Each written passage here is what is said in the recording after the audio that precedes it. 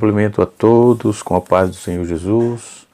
Você está no canal Rascunho da EBD, eu sou o pastor Edivaldo Pereira e nesta oportunidade estaremos comentando a lição da classe dos jovens, lição de número 9, que tem como título geral Os Perigos das Tentações. E a lição de número 9 vem nos trazendo um assunto muito importante, que é o início da tentação de Jesus no deserto.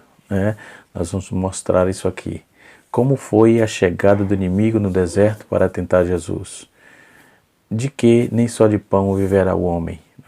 São questões assim. O texto bíblico em classe, a leitura bíblica está em Mateus capítulo 4, versículo de 1 até o versículo 4 e Deuteronômio capítulo de número 8, versículo de número 1 a 3 e o versículo 10 até o versículo 11, onde nós vamos aprender sobre os 3 aspectos propostos na lição. Por exemplo, o início da tentação, os 3 tópicos. O primeiro tópico, o início da tentação. O segundo tópico, a chegada do inimigo.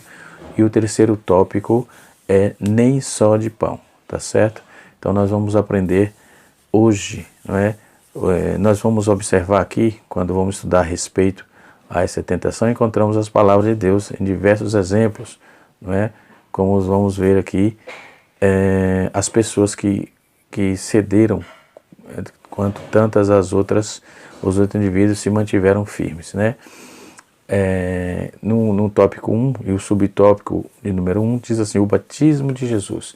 Então nós vamos ver que a tentação de Jesus, ela aconteceu dentro de um contexto que João Batista já exercia seu ministério naqueles dias como profeta e batizava pessoas lá no Rio Jordão, e ao ver Jesus vindo entre aqueles que se chegavam para ser batizado, João opunha-se dizendo, eu careço tu vim ser batizado por ti e tu vens a mim, e no capítulo 3, versículo 14 de Mateus está escrito, e a pergunta de João mostra aí o reconhecimento da natureza do Senhor. O maior de todos os profetas se sentiu aí inadequado para batizar o seu Senhor. Ainda assim, ele fez o que Jesus pediu. O Salvador foi batizado e ao sair das águas, Jesus ouviu a declaração inegável de que ele é Filho de Deus. Logo, esta mesma declaração que Deus havia feito seria usado aí como um trampolim para a primeira tentação de Satanás. A questão é que quem ouvimos as palavras e quem demos valor. Então nós vamos observar que Jesus foi para o deserto conduzido pelo Espírito. Diz o texto que ele foi conduzido pelo Espírito para ser tentado. E assim sucessivamente. Nós vamos ver que Satanás entra em cena e nessa questão aqui, nós vamos observar que quem conduziu Jesus ao deserto foi o Espírito Santo, mas quem tentou foi o diabo. Olha os 2 polos aí. Quem conduziu foi o Espírito, mas quem tentou foi o diabo. Então podemos observar, vamos aprender um pouco sobre esta questão. A primeira tentação de Jesus tem a ver com a possibilidade de usar nossas prerrogativas em Deus para satisfazer suas próprias necessidades. Então, quando vamos observar, veremos que no início da tentação, houve o batismo de Jesus foi conduzido pelo Espírito e Satanás entra em cena. Também vamos ver que Jesus teve fome, e onde o diabo diz assim, se tu és filho de Deus, tentando propriamente dito, e as pedras em pães, Pedras e pães. Então, dentro dessas prerrogativas, nós vamos encontrar aqui que quando vimos em capítulos anteriores, e atinge os seres humanos, que pode ser dividido em desejos pessoais ou por conta da ação satânica, por exemplo, nessa lista de pessoas tentadas, está o próprio Jesus, ou melhor, nessa lista de pessoas tentadas está o próprio Cristo, o próprio Senhor, o próprio Jesus, que foi tentado ali dentro do seu ministério, que Jesus foi tentado logo no início do seu ministério em 3 ocasiões. Jesus foi colocado em prova em situações que atingem a nossa humanidade. As 3 ocasiões ele foi vencedor. Diferente do que muitas pessoas pensam, Jesus foi tentado e pelo próprio inimigo, mas nos deu a lição mais preciosa para entender que a tentação é resistível. Né? A tentação é resistível. Né? E que podemos aí glorificar a Deus dando ouvido à sua palavra, resistindo ao diabo. O exemplo de Jesus nos ensina que é possível vencer a tentação, ainda que seja trazida pelo próprio Senhor, né? Ou pelo próprio Satanás, ou melhor. Né? Então não estamos imunes à tentação, mas também não precisamos ceder a ela, independentemente da hipótese que se manifeste. Né? Então, quando vamos observar, Mateus ele inicia o seu evangelho, com o objetivo de ligar Jesus às pessoas de Davi e Abraão. Né? Ele faz por meio da apresentação genealógica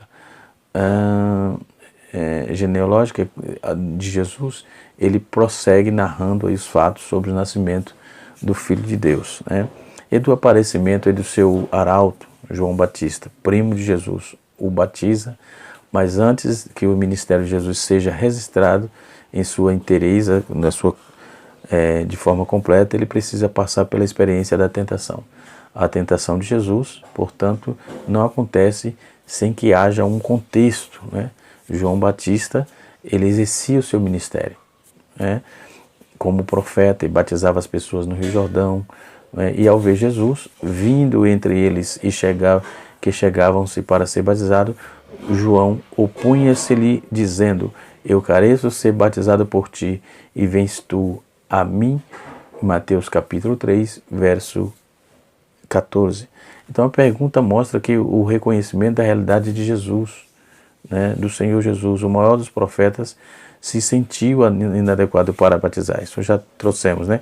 Assim, ele o batiza e faz o que Jesus pediu, e Jesus foi batizado, mas a experiência desse batismo foi diferente dos demais batismos, não é? É realizado por João. Ao sair das águas, Jesus ouviu uma declaração inegável, pois Mateus comenta: eis que a voz dos céus dizia. Né? Então nenhuma outra pessoa batizada por João Batista teve a honra de ouvir a declaração que veio do céu acerca de Jesus. Em pouco tempo, essa mesma declaração que Jesus havia feito que Deus havia feito acerca de Jesus, seria aí usada como um trampolim para a primeira tentação, né? Como já vimos sobre isso. O texto diz que ele foi conduzido pelo Espírito, né? Então, após ser batizado e ser publicamente haver reconhecimento do Pai e do Espírito Santo no batismo, o Senhor Jesus ele é conduzido pelo Espírito ao deserto e não decidiu ir por conta própria, nenhum lugar ermo, não. Ele se submeteu ao controle do Espírito para se retirar e passar um período em jejum. Diferentemente de alguns pregadores que desprezam a prática do jejum e da oração, relegando aí a uma outra prática vinculada ao período da lei de Moisés. Mateus nos mostra que Jesus jejuou, e essa prática nos aproxima do Senhor, nos aproxima de Deus. É um momento que deixamos de nutrir, o nosso corpo para nos dedicar à meditação e à oração. Então, o jejum, Jesus foi usado não só por Jesus, ou o jejum também foi usado não só por Jesus, mas também pela igreja, conforme Atos capítulo 13. Né? Então, mostrando aí uma prática também para os nossos dias, apontando uma prática para os nossos dias. Já Lucas destaca que, cheio do Espírito Santo, voltou do Jordão e foi levado pelo Espírito ao deserto. Lucas capítulo 4, verso de número 1. Né? Nem sempre as pessoas cheias do Espírito Santo são dirigidas a lugares onde há multidão, onde poderão se manifestar os seus dons e talentos para obter notoriedade. Pelo contrário, o Espírito não conduz Jesus ao templo em Jerusalém ou a outro lugar onde seria visto por centenas de pessoas. O Espírito o levou a um lugar de solidão para meditar e orar. Então ele precisava passar um tempo a sós com Deus. Ele não agiu por impulso e nem desrespeitou a vontade de Deus, né? Então, conduzido pelo Espírito Santo, Jesus ele precisava passar pela experiência, né, de jejum por 40 dias e depois pela experiência da tentação. Então nós poderíamos aí estar imunes aos ataques das trevas após o período de consagração? Claro que não. A palavra de Deus nos mostra que Satanás buscou alguma fragilidade ao se aproximar de Jesus após o período de 40 dias, né? Satanás, nessa oportunidade, ele entra em cena. Nós vamos observar que quem conduziu Jesus para o deserto foi o Espírito Santo, mas quem tentou foi o diabo, conforme já dissemos, né? Pois Deus não tenta a ninguém, e ninguém sendo tentado diga: de Deus sou tentado, né? Porque Deus não pode ser tentado pelo mal, e a ninguém tenta. Tiago, capítulo 1, verso de número 13, não é? Então, o Senhor não pode ser movido pelo mal, não é? Para dar prosseguimento ao mal, visto que Deus é bom, justo, misericordioso. Somente Satanás é descrito nas Escrituras como agente da tentação de Jesus, né? Então nós vamos ver que imediatamente após o batismo de Jesus, Jesus foi levado pelo Espírito Santo ao deserto para ser tentado pelo diabo. E a princípio pode parecer aí estranho, né, que a primeira parada para após consagração do ministério seja o deserto. A experiência de muitos cristãos, porém, diria que é comum passar por tentações imediatamente após a experiência espiritual. Eu mesmo tenho essa experiência. Toda vez que eu vou receber uma bênção espiritual, uma bênção ministerial, eu passo por alguma experiência, sim, de tentação. Alguma coisa acontece, eu fico observando e fugindo cada dia, cada instante. Glória a Deus, né? Então, após passar por tentação, imediatamente essa experiência espiritual e rica, repleta de alegria, né? A verdadeira obra de Deus pode atrair a atenção nociva de Satanás, o inimigo de Deus, mas ao mesmo tempo as maiores experiências espirituais precisam ser testadas para que possa sair da névoa da euforia, não é? De enxergar a dura realidade por trás da experiência, né?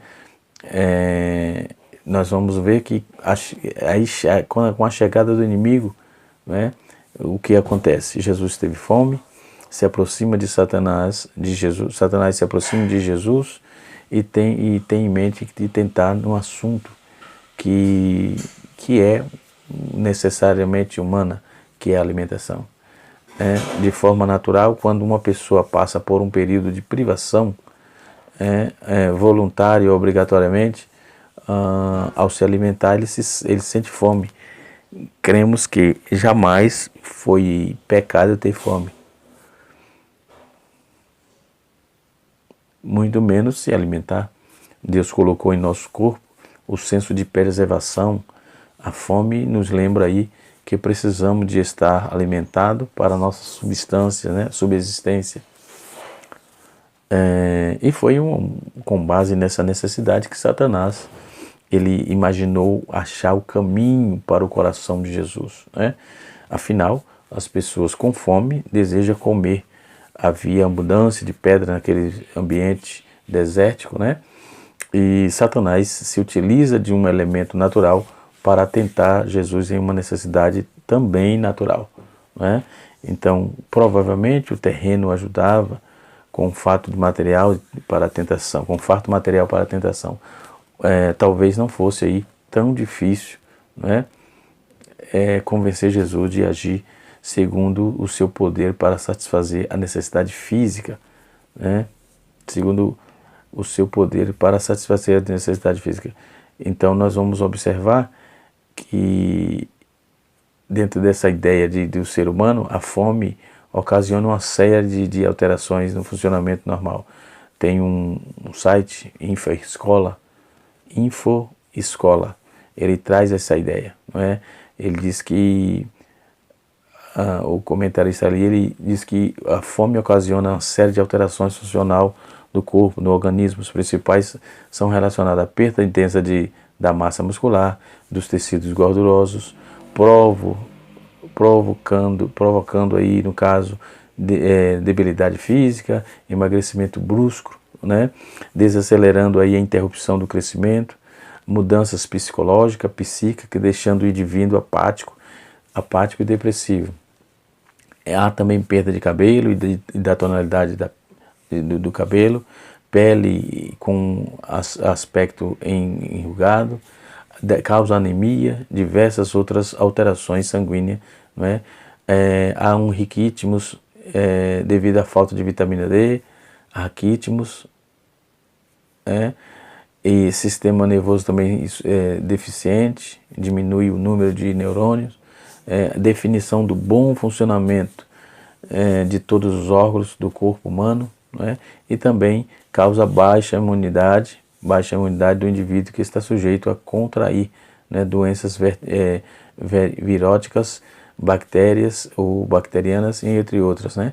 Então, podemos observar que a fome que Jesus sentiu era natural, pois ele era Deus encarnado. Entretanto, o estímulo estava recebendo para pecar contra Deus não era natural, né?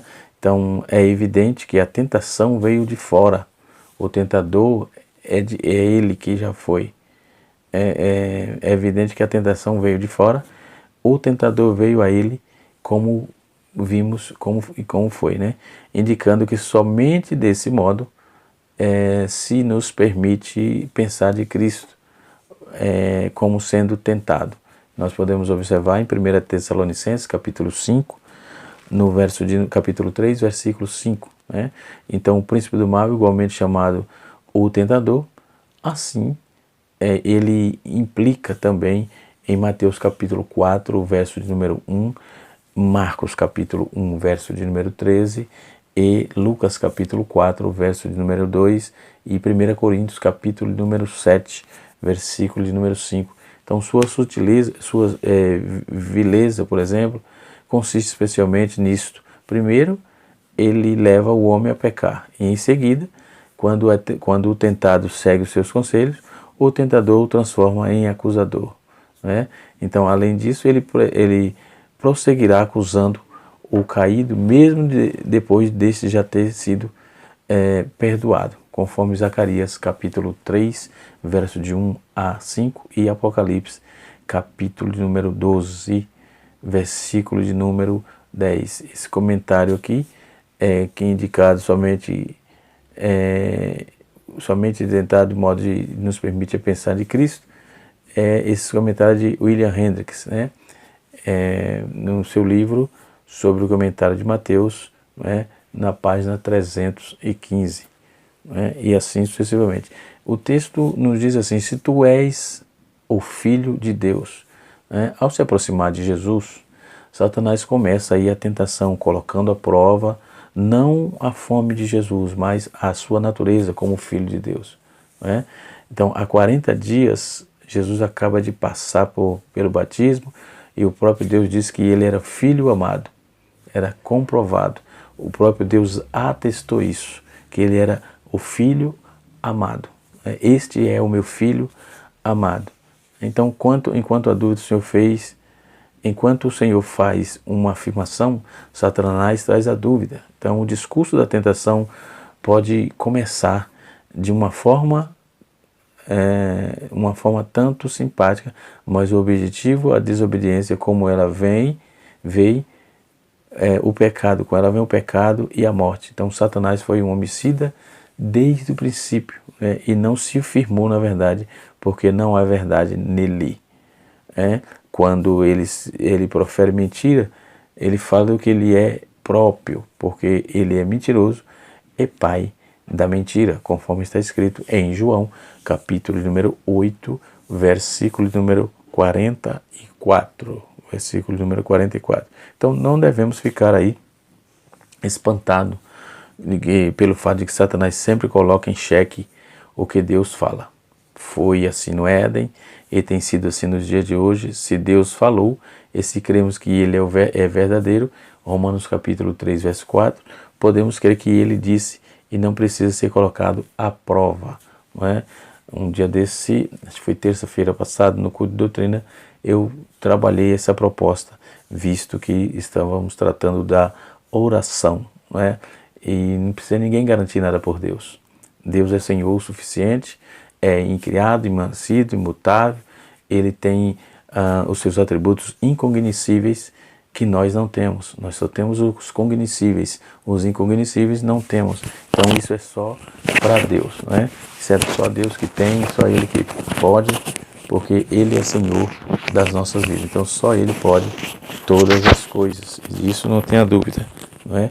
Então podemos observar que quando Ele fala, Ele sabe porque está falando, não é? Não tenha dúvida, ninguém pode ou deve pôr em xeque de jeito e de maneira alguma, ok?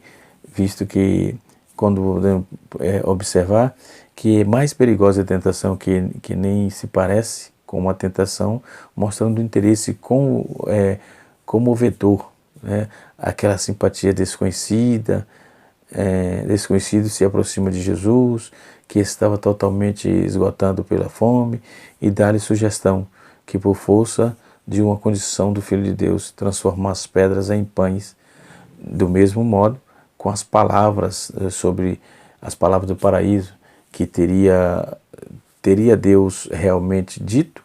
A expressão a expressão és o Filho de Deus, uma fórmula, uma dádiva. Seu significado é realmente és o Filho de Deus, não tem necessidade de passar fome, não é? A fome e o esgotamento atesta contra a filiação divina, não é? A existência da filiação somente pode ser comprovada se forem utilizadas as capacidades milagrosas contidas na condição de filho de Deus. Fome e exaustão precisa, portanto, ser eliminada imediatamente com a ajuda dessas capacidades.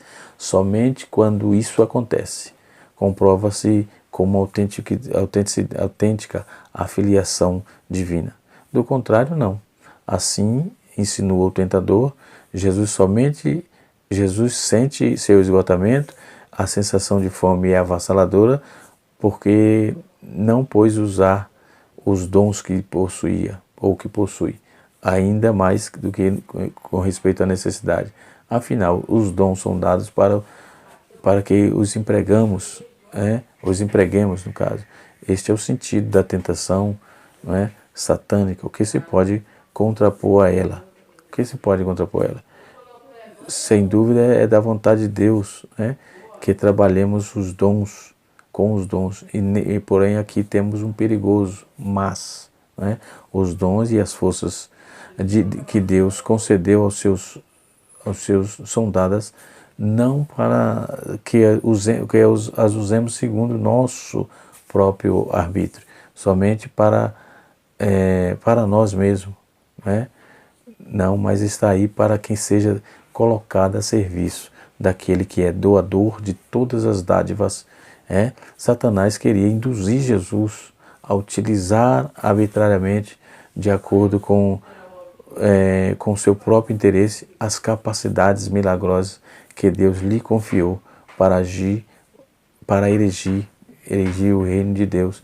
Se Jesus tivesse cedido a esses ataques de Satanás, cometeria um abuso, cometeria um abuso de seus dons. Ele estaria abusando. Jesus não cedeu, justamente porque tudo com Deus existe equilíbrio. Tudo com Deus e tudo em Deus existe equilíbrio. Não existe desequilíbrio no projeto ou no plano de Deus. Esquece essa possibilidade, porque não existe desequilíbrio nos projetos e no plano de Deus. De maneira alguma isso acontece, né?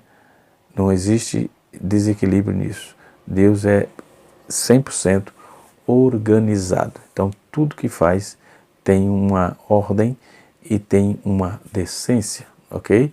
Então, e a questão das pedras e os pães, né?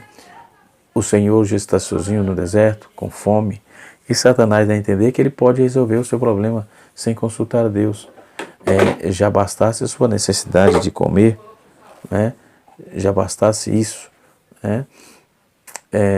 Pois até todo esse tempo em abstinência, mas usar sua prerrogativa de filho de Deus para manipular os alimentos, os elementos da natureza e transformá-los para benefício próprio, sim, né? Isso sim seria pecado, né? O objetivo de Satanás era conduzir Jesus a usar o seu poder para satisfazer uma necessidade pessoal, mas fazer isso era usurpar, né, o que Deus havia conferido a Jesus, o que Deus tinha dado a Jesus. Deus nos concede aí prerrogativas e talento para serem usados na sua obra, mas quando as utilizamos para satisfazer a nossa necessidade, estamos nos desviando do propósito para o qual fomos chamados, né, vocacionados, né? Mesmo que aparentemente pequeno, um desvio nessa área conduz a outros desvios em outras áreas da vida. Então, essa tentação de aproveitar o poder de Deus para o benefício próprio, conduz a pessoa que se deixa levar aí e acabar se acostumando a usar de forma errada o que Deus lhe concedeu, né? Então, o eterno Deus, ele não nos concede dons ou talento para ser usado de forma equivocada. Pelo contrário, ele dá e pois daremos conta. Ele dá os dons e nós daremos conta do que fizemos com o que Deus nos concedeu, nos deu, né?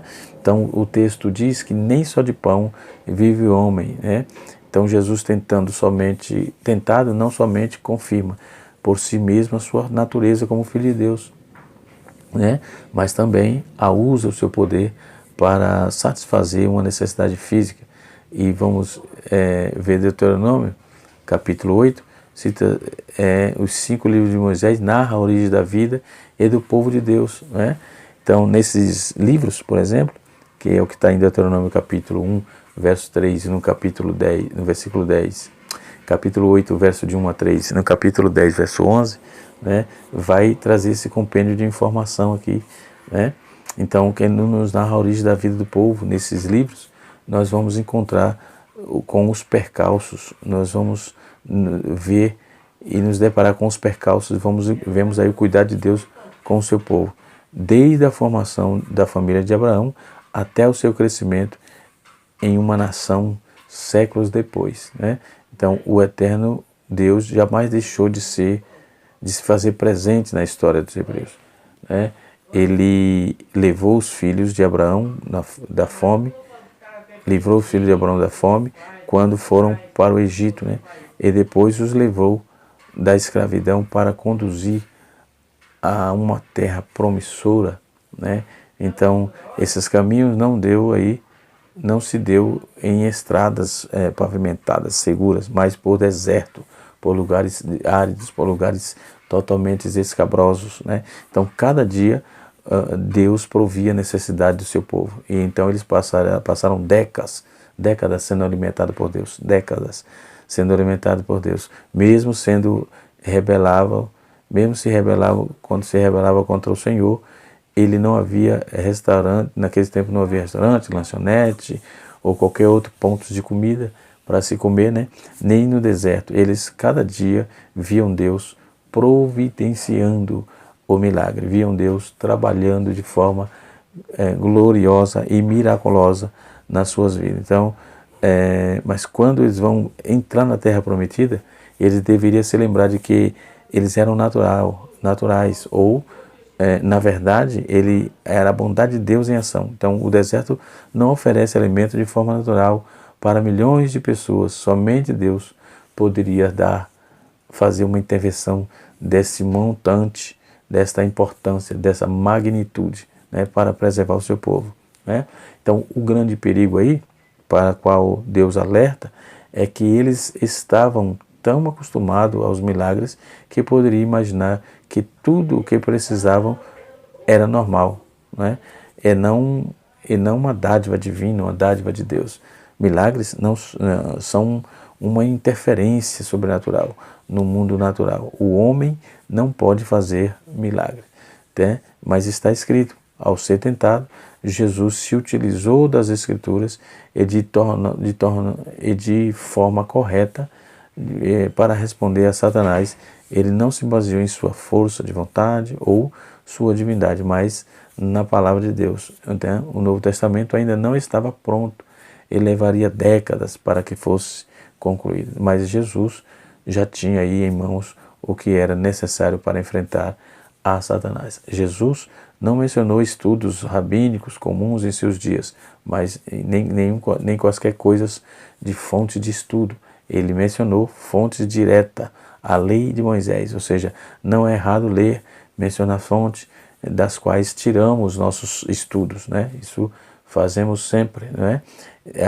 A ideia é de onde a gente tirou estudos e as nossas ideias. Por isso é honroso e justo, mas no caso de Jesus, pelo menos nessa primeira tentação, percebemos que Satanás sequer tentou ponderar com ele acerca de suas declarações que o homem não vive, nem vivia só de pão. A simples citação que a palavra de Deus encerrou a tentação.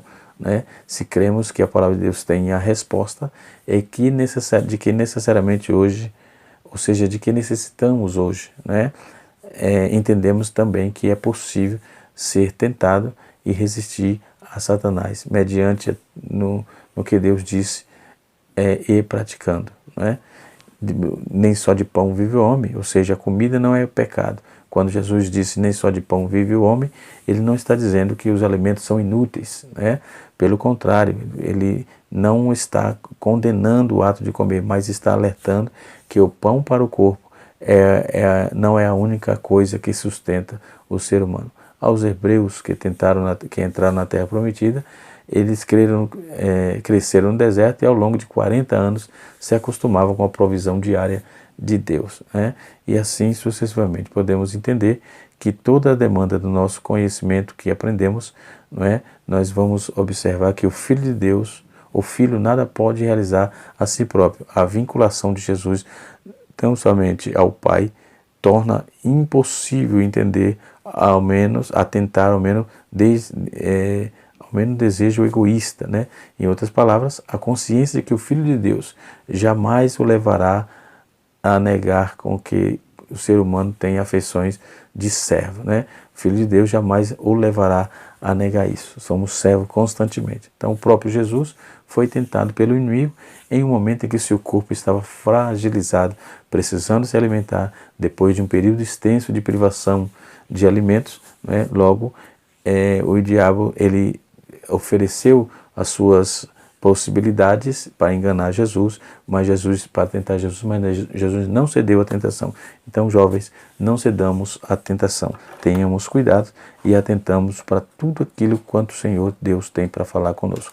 Um abraço a todos, o canal Rascunho da IBD ensinando para transformar vidas.